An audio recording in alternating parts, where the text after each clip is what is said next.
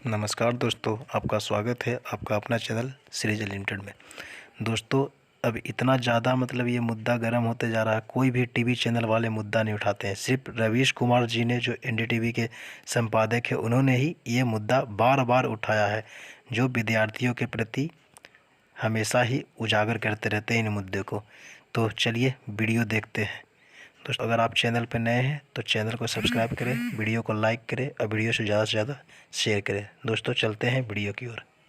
Hotel में काम करते थे, सुपरवाइजर थे। बहुत सा दिक्कत हो गया तो क्या करें, ये छोटा सा स्टोर लगाकर चाय बेचने लगे। ये जो 10 लाख नौकरी 20 लाख नौकरी का बात हो रहा है, ये हो रहा है, मिलेगा तब ना सर। पढ़ाई करते हैं लेकिन जॉब की तलाश में है, जॉब नहीं मिल रहा है। और सरकार बनने के बाद फैसला होगा कि वो कितना करते हैं। डब्बा फैक्ट्री में काम करते थे, प्लास्टिक बनता था। तुमको लगता है यहाँ अपना रोजगार चला पाओगे? नहीं। क्यों? क्योंकि यहाँ पर कुछ है ही नहीं है। क्या करेंगे, मजदूरी करेंगे, ईटा पत्थर ढोएंगे तभी तो खाएंगे। ग्रेजुएशन अगर हम 6 साल में करेंगे, उसके आगे हम कुछ पढ़ाई कर पाएंगे क्या? यहाँ हम लोग कपड़े में नंगे भिखमंगे खड़े हैं, नंगे भिखमंगे। जींस टी शर्ट जनाता होगा लेकिन ये भी कर्जा का है। मेन लिस्ट में होने के बावजूद हमारी कोई ज्वाइनिंग नहीं हुई सर। हमें समझ में नहीं आ रहा कि हम क्या करें, किसका सहारा लें। हमें बचा लीजिए सर, हम मजबूर हो जा रहे हैं सर आत्महत्या करने को। हम लोग गरीब फैमिली से बिलोंग करते सर, प्लीज सर।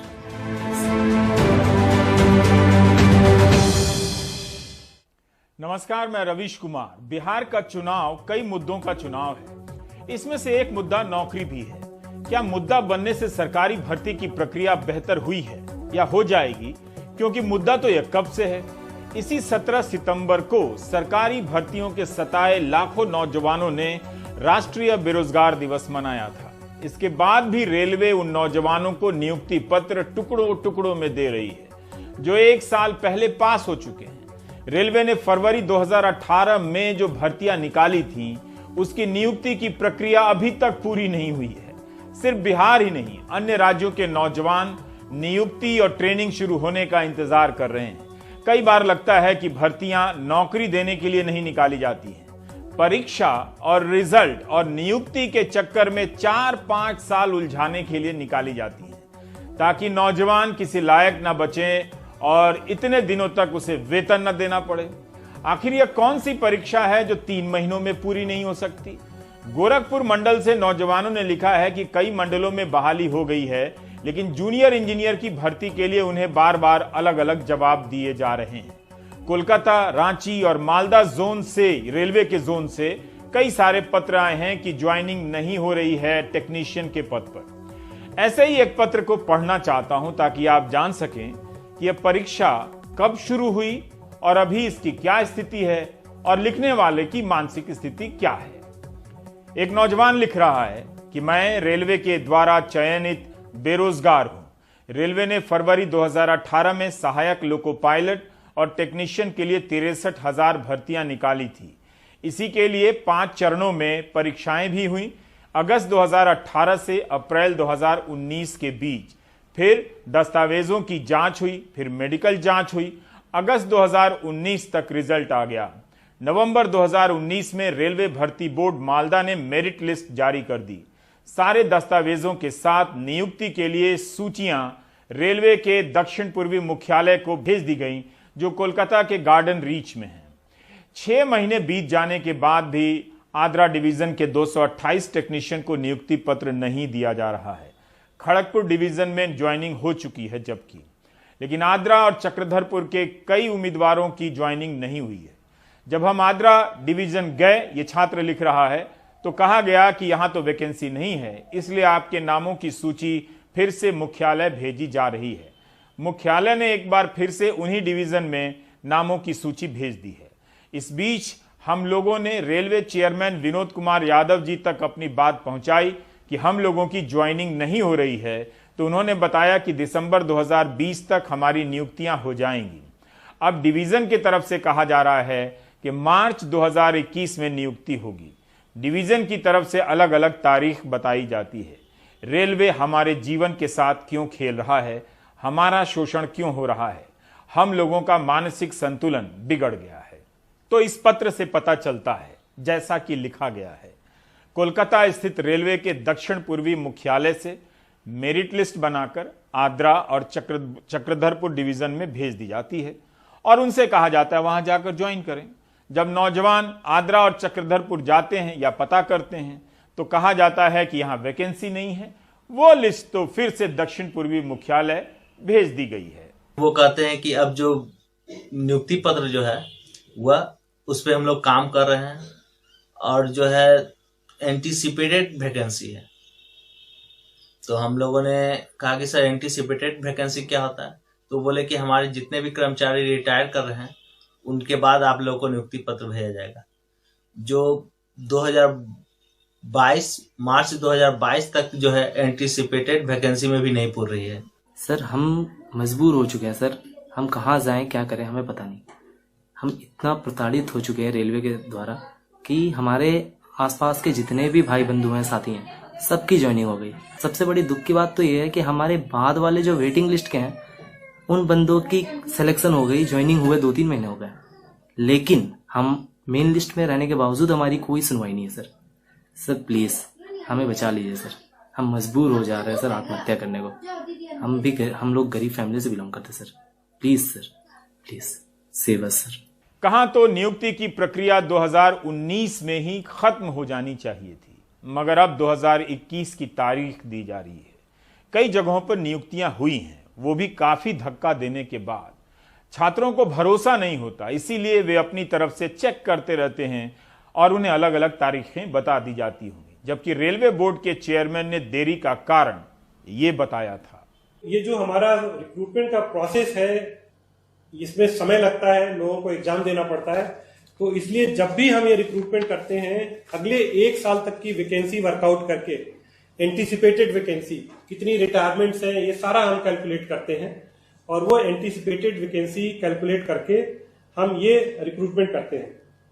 ये जो हमने रिक्रूटमेंट किया इसमें दिसंबर 20, आज हम जून 2020 में है, दिसंबर 2020 तक की वैकेंसी को लेके हमने सर्कुलेट किया था और इसमें जो पैनल हमने अप्रूव किया था वो 56,378 और आपके माध्यम से ये सबको बताना चाहता हूं कि जो वैकेंसी सर्कुलेट हुई थी 64,371 उतनी वैकेंसी फिलअप होगी। तो ये रेलवे बोर्ड के चेयरमैन का बयान है, थोड़ा पुराना है मगर है इसी साल का। बता रहे हैं कि कोई कब रिटायर होगा इसका अनुमान लगाया जाता है और तब वैकेंसी निकाली जाती है। इस हिसाब से भी देरी नहीं होनी चाहिए। नियुक्ति पत्र देकर उसकी ट्रेनिंग पूरी हो सकती थी। इसके लिए रिजल्ट निकलने के 1 से 1.5 साल का इंतजार क्यों कराया गया? इन जवाबों में टाल मटोल ज्यादा नजर आ रहा है। ये जितने भी असिस्टेंट लोको पायलट और टेक्नीशियन हैं ये हाईली टेक्निकल जॉब है। ये जैसे ही ज्वाइन करते हैं, अगर उन्होंने आज हमको ज्वाइनिंग रिपोर्ट दी तो उनको हम नेक्स्ट डे ट्रेनिंग पे भेज देते हैं। जब तक उनको हम लोगों की ट्रेनिंग ना दें और या टेक्नीशियन को टेक्निकल ट्रेनिंग ना दें वो रेलवे में कोई काम नहीं कर सकते हैं। तो हम उनको ज्वाइन करा के और उनसे हम कोई काम नहीं करा सकते हैं। सो ये जो 3 स्टेज में बताता हूं आपको कि एक एग्जाम होके सब कुछ हो गया, उसके बाद से पैनल अप्रूव होके डिक्लेयर हो गया, उसके बाद से अपॉइंटमेंट लेटर इशू करते हैं जैसे जैसे ट्रेनिंग के स्लॉट आते हैं। बिकॉज जैसे ही उनको अपॉइंटमेंट लेटर इशू करते हैं उनके हम ट्रेनिंग एलोकेट कर देते हैं कि आप यहां जाके इतने महीने की ट्रेनिंग करेंगे और ये करेंगे वो करेंगे। लेकिन क्या ऐसा हुआ जैसा कि चेयरमैन कह रहे हैं? क्या मेरिट लिस्ट बनते ही ज्वाइनिंग हो गई? आप ट्विटर पर रेलवे बोर्ड और रेल मंत्री के ट्विटर अकाउंट पर जाकर इसकी वास्तविकता देख सकते हैं जो नौजवानों ने लिखी है। चुनाव हो रहे हैं मगर ट्रेनिंग में देरी के लिए अभी तक लॉकडाउन का बहाना दिया जा रहा है। क्या यह हक का सवाल नहीं है कि आप जिस परीक्षा की तैयारी करें उसे पास करें तो आपको नियुक्ति पत्र भी मिल जाए और हो जाए? 2018 में पीयूष गोयल युवाओं से अपील कर रहे थे कि आप रेलवे की परीक्षा दें क्योंकि चुनाव आने वाला था। मैं अपने युवा मित्रों से अपील करता हूं कि इन बड़ी संख्या में नौकरियों जिसकी आखिरी तारीख 31 मार्च 2018 है में आवेदन करें और भर्ती की प्रक्रिया में शामिल हो, जिससे सभी आवेदकों को देश की सेवा करने का निष्पक्ष और समान अवसर प्राप्त हो। लोकसभा का चुनाव आने वाला था, इसलिए वैकेंसियां आ गई, वरना 4 लाख वैकेंसी का वादा किया गया था, जिसका इम्तहान हो चुका है। उसी की नियुक्ति की प्रक्रिया टुकड़ों टुकड़ों में जारी है और अभी तक पूरी नहीं हुई। जब नवंबर 2019 में मेरिट लिस्ट बन गई थी, तो ज्वाइनिंग मार्च 2021 में क्यों होनी चाहिए? परीक्षा पास करने के बाद भी छात्र खुद को चयनित बेरोजगार कहते हैं। यह एक नए प्रकार के बेरोजगार हैं, जो अदर देन विश्वगुरु कंट्री में नहीं पाए जाते हैं। मैं आरआरबी गोरखपुर जूनियर इंजीनियर के पदों के लिए मैंने अप्लाई किया था। मेरा चयन 550 सीटों के अंदर किया गया था, लेकिन अभी तक उनमें से सिर्फ 500 जो विद्यार्थी हैं उन्हीं का पोस्ट अलॉटमेंट किया गया है, और अभी जो 50 और बच जाते हैं उनमें से मैं भी हूँ। इसके संबंध में मैं आरआरबी गोरखपुर चेयरमैन से बात करने गया, तो जब मैं उनसे बात किया तो उन्होंने मुझे आश्वासन दिया और साथ में मुझसे कहा कि आप अपना मोबाइल नंबर दे दीजिए। फिर थोड़ी देर सोचने के बाद वो कहते हैं आपको सीट मिल सकती है, आपको बताया जाएगा। तो फिर मैं घर चला आया। कुछ देर बाद जब मैं 2 से 3 घंटे बाद ही मुझे आरआरबी गोरखपुर दलाल के नाम से कॉल आ जाता है और मुझसे उसमें एक तरह से 4 से 5 लाख रुपए में पोस्ट देने की बात कही जाती है। कहा जाता है कि आपको कैटेगरी अलॉट कर दी जाएगी और इसी हफ्ते कर दी जाएगी। अब आपको फिर से फ्लैशबैक में ले जाता हूं। 2019 का लोकसभा चुनाव, साल के शुरुआती दिन थे। प्रेस कॉन्फ्रेंस में रेल मंत्री पीयूष गोयल घोषणा कर रहे थे। उनके दावों पर इंसान तो क्या पत्थर भी यकीन कर लिया वैसे नौजवानों ने। सुनिए उनके क्या तेवर थे। पिछले वर्ष हमने शुरू किया था 1.5 लाख के करीब लोगों को नई नौकरी देने का काम। उसके बावजूद आज भी लगभग 1.25 लाख 1,32,000 लोगों की रिक्वायरमेंट रेलवे में है। और इसके अलावा अगले 2 वर्ष का जब आकलन लेते हैं तो लगभग 1 लाख लोग अगले 2 वर्ष में रिटायर होने का अनुमानित आंकड़ा है। तो यानी अंदाजन 2.5 लाख 2.25 से 2.5 लाख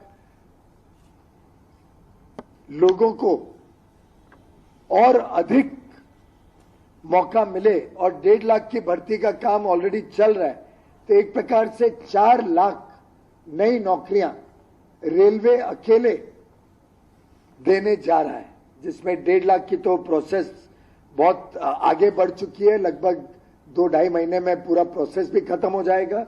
1.5 लाख नौकरियों की प्रक्रिया 2 से 2.5 महीने में पूरी हो जाएगी, ये कह रहे थे पीयूष गोयल साहब। नहीं हुई। यही नहीं, तब उन्होंने कहा कि 4 लाख रेलवे नौकरियां देने जा रही है। पूछ सकते हैं कि क्या 4 लाख नौकरियां दी गई?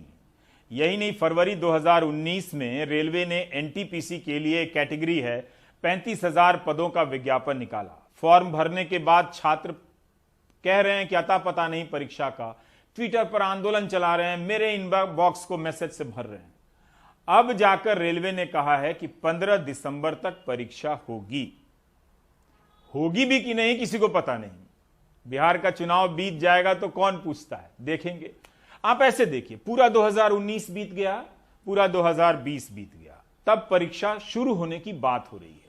2024 तक पूरी हो जाए एनटीपीसी की यह परीक्षा तो गनीमत समझिएगा। हमारे रेल मंत्री जी ने शुरू में कहा कि हम 1.5 लाख पद भरने का काम करेंगे। अंत में पिछले वर्ष जो है वो करीब 86,000 लोगों को भरा जा सका। अभी दिसंबर से फिर इम्तहान होने वाले हैं 1,30,000 पोस्टों के अगेंस्ट में। हमें लगता है कि वो पोस्टें भरने में 1 साल से कम नहीं लगेगा और आज की तारीख में 2.5 लाख से ऊपर पद फिर खाली हो गए हैं। इसका सबसे बड़ा कारण यह है कि रेलवे में प्रतिवर्ष 50,000 लोग रिटायर हो रहे हैं। और दूसरी बात यह है कि तमाम लोग रिक्रूटमेंट के बाद रेलवे को ज्वाइन नहीं करते हैं। जिन लोगों को ज्वाइन नहीं करना होता है उसके लिए जो है वो एक्स्ट्रा लोगों को लेने का प्रावधान होना चाहिए। वो अभी तक रेलवे रिक्रूटमेंट बोर्ड और रेलवे रिक्रूटमेंट सेल्स ने जारी नहीं किया है। रेल मंत्री पीयूष गोयल से मुलाकात हो तो जरा याद दिला दीजिएगा। बहुत सारे उनके पास काम होते हैं, ये काम कोई भी भूल सकता है। नौजवानों का क्या है, व्हाट्सएप यूनिवर्सिटी में नेहरू के मुसलमान वाला मीम कुछ और साल देख लेंगे, जब बर्बादी होना है तो 4 साल और मीम देख लीजिए। इस बीच रेलवे में एक और नया मसला आया है। एक स्टेशन मास्टर ने नाम न बताए जाने की शर्त पर पत्र लिखा है कि रेलवे ने रात की ड्यूटी का भत्ता उनके लिए बंद कर दिया है, जिनकी सैलरी का स्केल 43,600 या उससे अधिक है। भत्ता नहीं मिलेगा यहां तक तो ठीक है, लेकिन जो मिल चुका है उसे भी वापस करना होगा। 2017 से लेकर आज तक जो भी भत्ता मिला है उसे लौटाना पड़ेगा। ऐसा कहीं सुना है आपने? भत्ता किसी ने छीन कर तो नहीं लिया था, खुद रेलवे की तरफ से दिया गया था। अब कहां से कोई 1 लाख तो कोई 1.5 लाख तो कोई 2 लाख का भत्ता लौटाएगा, चुकाएगा? क्या रेलवे अब ऐसे ही अपना खर्चा चलाने वाली है? तमाम लोग जो 4200 के ग्रेड पे के ऊपर काम करने वाले लोग हैं, 4200 पे काम करने वाले लोग हैं, जिनका 43,600 हो जाएगा, उनको रात्रि ड्यूटी भत्ता बंद कर दिया जाएगा, लेकिन उनसे ड्यूटी रात में ली जाएगी, जो कि गजेंद्र गडकरी कमीशन की सिफारिशों के खिलाफ है और ये प्रकृति के नियमों के भी खिलाफ है। हमारे पास कम से कम 3 लाख ऐसे लोग हैं जो रात को ड्यूटी करते हैं हर मौके पर, और वो जो ड्यूटी करते हैं उनको रात्रि ड्यूटी भत्ता किसी भी हालत में बंद नहीं किया जाना चाहिए। इस आदेश में एक और सोने पर सुहागा ये हुआ है कि इसमें जो है वो आदेश तो निकाले सितंबर 2020 में, लेकिन उसको लागू कर दिया 1 जुलाई 2017 से। अब उसका असर ये हो रहा है कि तमाम लोगों की 3-3 लाख 2.5 लाख की जो है वो रिकवरी आ रही है, कटौती बन रही है। एक तरफ सुप्रीम कोर्ट कह रहा है, एक तरफ उन लोगों ने ड्यूटियां की हैं तब आपने उनको पेमेंट किया है, आपने ऑर्डर अब निकाले तो फिर रिकवरी का आदेश क्यों? अब थोड़ा उन नौजवानों की भी सुनते हैं जो बिहार में आज मतदान के लिए निकले थे। सरकारी नौकरियों को लेकर उनके अनुभवों को आप जरूर सुनिए। कम से कम 6 साल में डिग्रियां मिलती हैं। कैसे? क्योंकि एग्जाम्स डिले होते हैं, सेमेस्टर्स का अभी करंट में आप देख लीजिए कि पिछला 2-3 सेमेस्टर पीछे चल रहा है। अदर यूनिवर्सिटी में अभी ग्रेजुएट हो चुके होंगे लोग, यहाँ पे 2 साल पीछे चल रहे होंगे। मगध यूनिवर्सिटी, मिथिला यूनिवर्सिटी, सारी यूनिवर्सिटी, बिहार की यूनिवर्सिटी, सारी यूनिवर्सिटियां का यही हाल है। कोई एक यूनिवर्सिटी को प्रॉपर बदनाम नहीं, मगध हो, नालंदा हो या आपका पटना यूनिवर्सिटी हो, सारा का शिक्षा मामले में बिल्कुल एक जैसा रवैया है। और सबसे ज्यादा तिलका मांझी तो पिछड़ी हुई है एकदम। तिलका मांझी कितना पिछड़ा होगा यूनिवर्सिटी? वो सबसे पिछड़ी हुई। 6 साल में जो डिग्रियां मिलती हैं वो तिलका मांझी यूनिवर्सिटी से ही मिलती है। 6 साल में डिग्री मिल रही है जी, उसके जीते जागते उदाहरण है। अच्छा, आप हैं तिलका मांझी के जीते जागते उदाहरण? कैसे? सर 6 साल में ग्रेजुएशन किए हैं, वो भी बिना एक बार फेल किए हुए, तो उदाहरण तो है ही ना मेरे पास। अच्छा, तो नौकरी कब मिलेगी आपको? नौकरी सर, नौकरी का तो कोई उपाय ही नहीं है। नौकरी का कोई उपाय ही नहीं है, ना ही बिहार में ना ही बिहार के बाहर कहीं पे। क्योंकि बस ग्रेजुएशन करने से, ग्रेजुएशन अगर हम 6 साल में करेंगे, उसके आगे हम कुछ पढ़ाई कर पाएंगे क्या? 6 साल में अगर हम ग्रेजुएशन करेंगे, अगर डिग्री मिल भी गई 6 साल में, तो नौकरी की अभी क्या हालत है? नौकरी की हालत ये है कि जो एग्ज़ाम्स होते हैं एक तो टाइम पे होते नहीं। अगर एग्ज़ाम्स हो गए तो उनके रिजल्ट आने में, जब तक बंदे का रिजल्ट आता है, या इतने इस बार तो ऐसे ऐसे लोगों की ज्वाइनिंग आई है कि जिनके 2-3 बच्चे हो चुके हैं और वो प्राइवेट इंडस्ट्रीज़ में लग चुके हैं, और अभी जाके उनकी ज्वाइनिंग आ रही है कि जो एग्ज़ाम उन्होंने 5 साल पहले दिया था, 6 साल पहले दिया था। तो हालत ये है कि समझ लीजिए कि बंदा अगर ग्रेजुएशन कर रहा है तो ग्रेजुएशन करके उसके पास ऑप्शन ये है कि वो या तो दूसरे स्टेट पर माइग्रेट कर जाए, या फिर अपना अगर उसके पास नॉलेज है तो कुछ टीचिंग लाइन में आ सकता है। लेकिन एज अ गवर्नमेंट जॉब उसके पास कोई ऑप्शन नहीं है, और इस क्षेत्र में ना ही कोई इंडस्ट्रीज है कि उसके जो लेबिलिटी है या उसकी जो एबिलिटी है उस बेसिस पे उसके कोई जॉब मिल जाए, तो कुछ है ही नहीं। फॉर्म फिलअप किए थे एनटीपीसी रेलवेज का आज से 2 साल पहले, आज तक एग्जाम ही कंडक्ट नहीं हुआ। अब जब मेरा एज खत्म हो जाएगा तब एग्जाम कंडक्ट होगा, कैसे चलेगा? क्या फायदा, क्या बेनिफिट सर?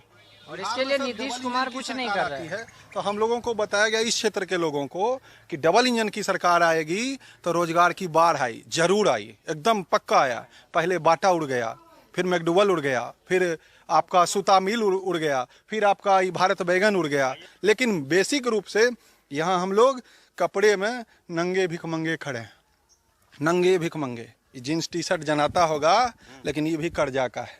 आप क्या करते हो? अभी कंपटीशन की तैयारी कर रहा हूँ। तो परीक्षा हो रही है, परीक्षा के रिजल्ट आ रहे हैं कि नहीं?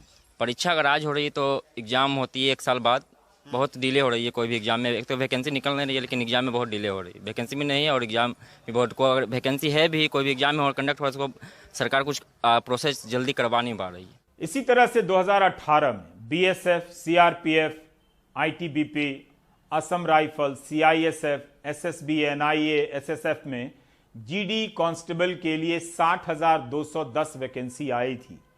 परीक्षा मार्च 2019 में हो गई। फरवरी 2020 में मेडिकल टेस्ट हो गया। इनका दोबारा से भी मेडिकल जांच होती है, जो कोरोना के कारण नहीं हो सकी, और अब इसकी तारीख 14 सितंबर से 11 नवंबर के बीच दी गई है। नौजवानों का कहना है कि सरकार 60,000 से ज्यादा से बढ़ाकर 85,000 वैकेंसी कर दे, ताकि सभी मेडिकली फिट नौजवानों को नौकरी मिल जाए। क्यों?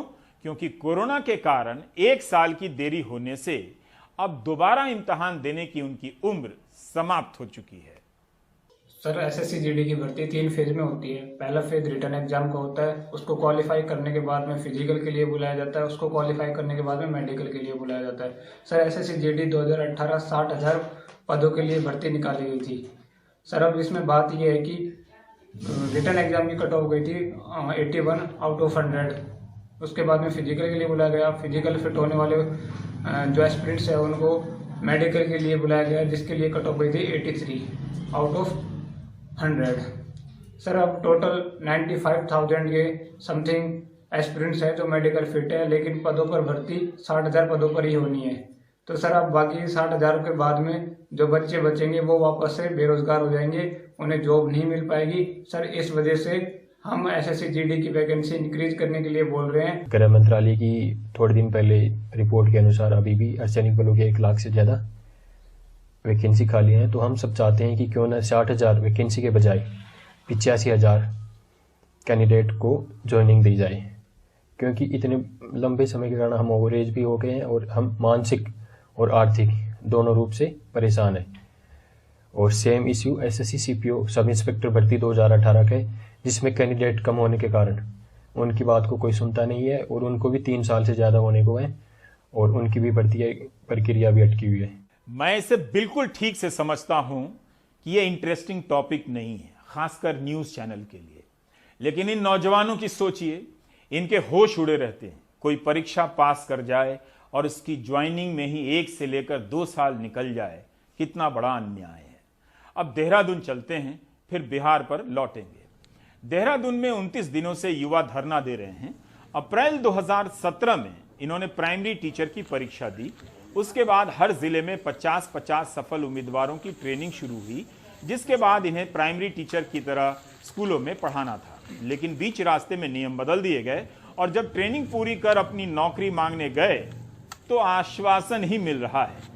इनकी नियुक्ति मार्च-अप्रैल 2020 तक हो जानी थी, लेकिन अभी तक नहीं हुई। बिना सैलरी के जी रहे हैं।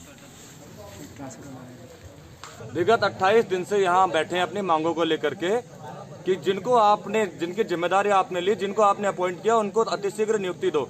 28 दिन हो गए, सरकार को अभी तक ये नहीं पता चला कि हम यहाँ अपनी यानी प्राथमिक अध्यापक की नियुक्ति के लिए बैठे हैं। 3,000 से अधिक पद रिक्त हैं। उसके बावजूद निदेशालय में कहा जाता है कि आपकी नियुक्ति के लिए कोई प्रावधान नहीं किया हमने। ये बड़ा हास्यास्पद है कि दिन रात हम यहाँ पर बैठे हैं, पूरी रात काली कर दी हमने यहाँ बैठे बैठे, और हमें पूछने वाला कोई नहीं है। और कहाँ बैठे हम? उसी निदेशालय के बाहर, जिसको अंदर नीतियां तय करनी है। इतनी मार्मिकता और इतनी दया भाव उनके अंदर नहीं है कि यहाँ आकर हमसे ये कह पाए कि तुम्हारी नियुक्ति हम कब तक करने वाले हैं, और ना शासन को हमारी पड़ी है। इसलिए सरकारी भर्तियों का सवाल बिहार के चुनावी हफ्तों तक सीमित मत रखिए। बेशक सरकारें जिद में हैं कि युवाओं को ऐसे ही तड़पाएंगे तो उनकी मर्जी। प्राइम टाइम का ये एंकर भी जिद पर। तो दोस्तों, आपने देखा रवीश कुमार जी ने स्टूडेंट के प्रति कितनी जागरूकता दिखा करके वीडियो को दिखाया, और कोई भी चैनल इसे दिखाने को तैयार नहीं होता। दोस्तों, अगर वीडियो अच्छा लगा हो तो भी लाइक करें, और दोस्तों वीडियो को ज़्यादा से ज़्यादा शेयर करें ताकि इसकी जानकारी और कोई भी हो। चैनल सीरीज अनलिमिटेड को भी सब्सक्राइब करें। थैंक यू दोस्तों।